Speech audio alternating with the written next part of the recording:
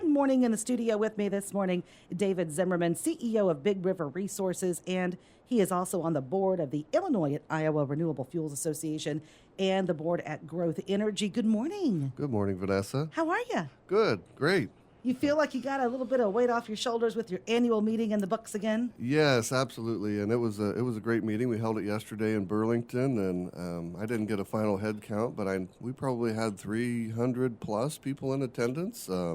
A lot of happy shareholders. So yeah, it was a great meeting. That is fantastic. What were the highlights of the meeting you'd like to point out? Well, we try and cover a lot of things in the meeting. Obviously, we look back at 2025 and say, how did we do as a company and how did your investment do? So that's the first thing that we cover, and that was a very strong year last year in 2025. We like to look at operationally how the plants did perform, and as you know from some of our discussions in the past, we've had some changes at some of the plants. The combined heat and power at Galva and some debottlenecking. So we've been driving our ethanol yields higher here over the last 4 years in a bit of a systematic approach to get those up. So we saw some good results on our ethanol yields and our corn oil production yields as well. We also like to look out to 2026 and see how things look out on that horizon. So we talked a lot about domestic E15. We talked a lot about tax credits were a huge topic of conversation. And then we also had Ryan LeGrand, the CEO of U.S. Grains and Bioproducts Council, come and do the keynote address for us. And Ryan covered a lot of the exports of ethanol the last 2 to 3 years that really have been robust. And frankly, from an economic standpoint, with the 2 to 2.1 billion gallons of exports that we've done over the last year, it's really helped the margin structure, and it's basically cleared the market of excess ethanol supplies into that export stream. So it's been a big deal for the industry to see those exports come on like they have, and Ryan was the perfect speaker to highlight that, and he did a great job. Okay, terrific. Let's go ahead and jump into those topics. Let's start with the E15, and that didn't make it through again last week, the E15 gasoline last week, and go ahead and just catch us up on that. Well, it's a long saga. It but is. The nutshell is that Lucy pulled the football away from us one more time, and we're currently flying through the air like Charlie Brown. But no, in all seriousness, we did have a deal in kind negotiated that had a lot of support, broad support across the industry, including the American Petroleum Institute. Unfortunately, politics kind of got in the way of the deal, and it got sidelined, did not make the appropriations process there in January. Now, a lot of folks probably saw President Trump head out to Iowa around about that time, and he tasked Speaker Johnson and Leader Thune with getting this done in some way, shape, or form. A rural energy committee was pulled together with Randy Feenstra as one of the co-chairs, who has been a champion of ours on this E15 bill. But unfortunately, some of the folks who put a stop to it initially in the appropriations process were also on this committee. So they had a February 25th deadline to have something that was presentable on the floor, and unfortunately that deadline was missed. So we are somewhat not back at square one, but we are still looking for solutions. I know there's a lot of talk about potentially trying to get this into the Farm Bill. I don't see that from a political and procedural standpoint working, and I think there might be a little bit of political games being played there. But for us in the industry that have been, fighting this battle for over 10 years, I think that it's time for the gamesmanship to come to an end, and let's make some real progress on this front. And remind folks listening, David, who are not in agribusiness or in the agriculture industry, how important E15 is to the overall economy and the average consumer. Well, it's very important because if you look at corn prices right now, and this is the crux of it from Big River's standpoint and our shareholder standpoint, many of whom are producers. like I mentioned, we've had the export market that has really kept us afloat here the last 2 to 3 years. Our domestic usage of ethanol has been really flat. I mean, extremely flat. In a situation where the price of corn is below the cost of production, we know we need a demand input here, not only to help ethanol but to help the corn farmer as well.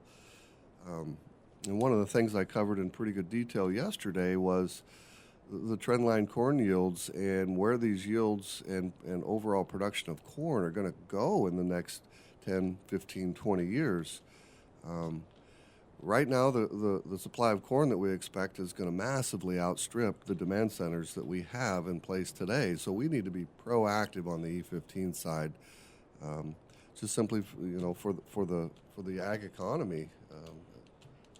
And the impact on gas prices, as we currently are in a state of flux and in some degree because of the Strait of Hormuz with the current war with Iran. So that plays a role in the gas price. Now, we don't know what prices will do. We know they'll fluctuate as the news media, or the news in general, that is a challenge for any pricing structure. But we also want to make sure we hold accountability to the actual manufacturers and those who have the gas that we get at the pump too. Yeah, correct. And excuse me. I mean, when I think about fuel prices, yes, we're seeing the turmoil has raised. I think you've got WTI crude prices over $70 a barrel now. We've been kind of living in that $60 range for most of the year, and that has shown an influence on prices at the pump as well. A gallon of straight ethanol at our plants right now today is worth about $1.40 to $1.50 to $1.60 a gallon. It's the cheapest input you can have as far as gasoline, and adding an additional 5% would do nothing but bring down the price of fuel. And I think most in the administration and the government are aware of that. Unfortunately, again, the politics sometimes get in the way. Okay. We're talking with David Zimmerman, CEO of Big River Resources. They had their annual meeting yesterday, over 300 in attendance. That's fantastic. That's a good group. What's next on the agenda this morning you want to share? Well, like I said, 2025, in retrospect, was really a strong year for the industry as a whole and for Big River. It was a very political year. We started out the year with the One Big Beautiful Bill, or the Budget Reconciliation Bill. We were treated really favorably in that bill. We got an extension of the 45Z tax credit, which is a big issue for us, in that we have been lowering our carbon index at several of these facilities, and that's allowing us to maximize on that carbon credit, tax credit. We had a strong RVO, or renewable volume obligation, proposal come out. It's still in the process of public comment, but with the RFS celebrating its 20th anniversary last year, it was really nice to see the strong RVOs come out. It was favorable for ethanol, and we believe it's going to be favorable for the biodiesel and renewable diesel industry as well, many of whom were actually slowed down or shuttered in 2025 simply due to some of the RIN limitations there. Okay. And with these renewable fuel tax credits and lowering the carbon index, do you have any other plans for 2026 or into the future to consistently increase those opportunities? Yes.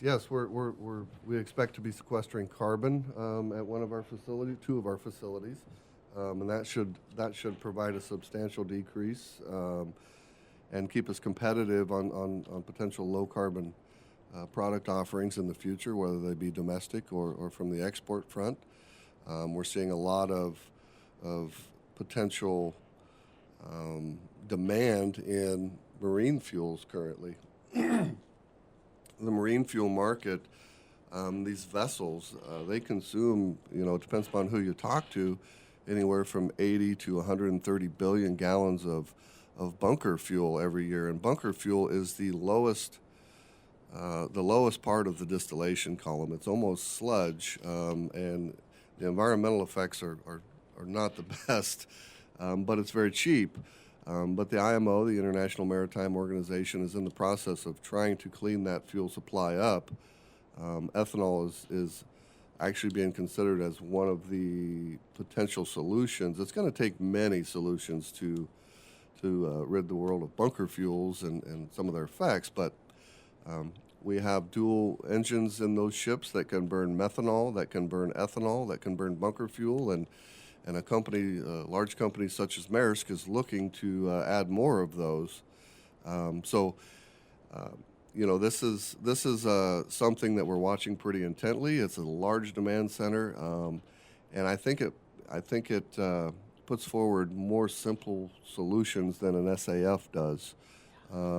We just can't get that one at the dinner table, can we? The Well- SAF is like, hey, there's an invite coming, but nothing potentially has happened yet. The problem is it's expensive, and the airlines are telling SAF producers we need the cost of this material lower, because Jet A, which they use now, is a pretty cheap fuel relative to a sustainable air fuel, which has to be processed another time and is pretty energy intensive in that process. Gotcha.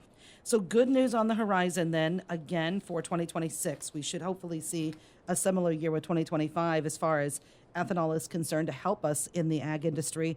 Our challenge, though, is still getting that E15 across the, into the hands of our legislators to get that passed. So, and we're probably going to have to wait till after the midterms. Well, Maybe that's the concern. If there's and the committee or the Rural Energy Council has not delivered their results yet. Okay. And as I say, Randy Feenstra is one of our big champions. He's the co-chair, so I don't want to count Randy out just yet. Yeah. And making something viable come together there. Finding a piece of legislation that really needs to go through that we can be a part of is going to be part of the challenge. Okay. David, what else do you want people to know about Big River this morning? Well, I'd like them to know that we're still here. We're continuing to do what we do every year. Locally, we've got our hoop building. Most of the folks that deliver corn into the Monmouth area saw us filling that facility last fall. We are in the process of emptying that facility now, so we'll be ready to take corn on that facility again this fall.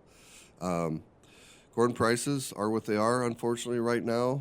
Again, we need the demand bump to come from somewhere. It is nice to see the rain. I know a lot of guys, operators, are looking to get some anhydrous on here, and as dry as it was, I don't feel like the ground was quite ready for gas just yet, so it's nice to see the rain.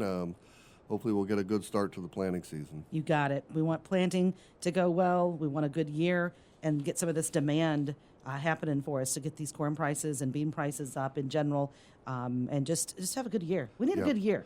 It's time. I agree. We weathered the and storm. We're getting, we're seeing a little bit of a bean-led rally right now with, beans up over $11 Yeah. and corn.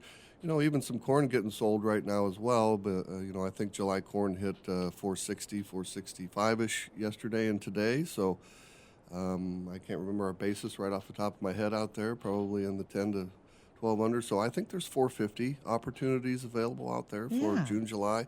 It's not great, it's not sexy by any means, but it taking some amount of sales right here, in lieu of hoping for a weather scare, might make a little bit of sense. You got it. And we'll talk more about it at our Ag Roundtables with West Central FS. Those come up later this month. You go have a good weekend. You too.